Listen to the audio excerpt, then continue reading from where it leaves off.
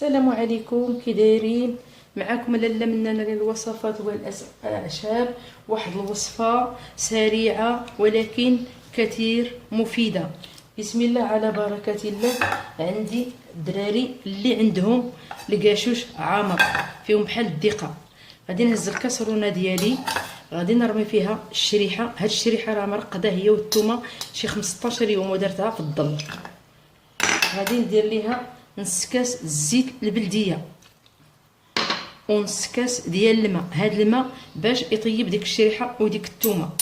بسم الله على بركه الله. غادي نديرها على نار معيده باش طيب ليا وطيب. بسم الله على بركه الله.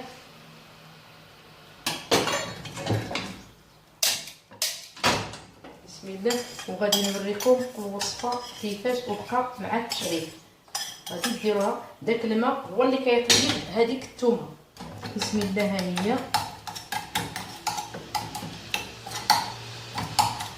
ها هي الوصفه ديالي، ها هي دابط.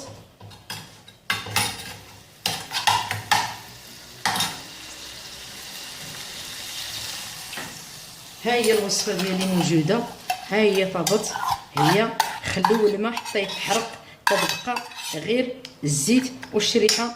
عطيوها للدراري وعفصوا فيها هي الثومه، وعصوا لي. هذه هي الوصفه ديال لاله مننا السريعه، خاصه للدراري اللي عمر ليهم القاسوش. والسلام عليكم، والله يجيب العفو للجميع.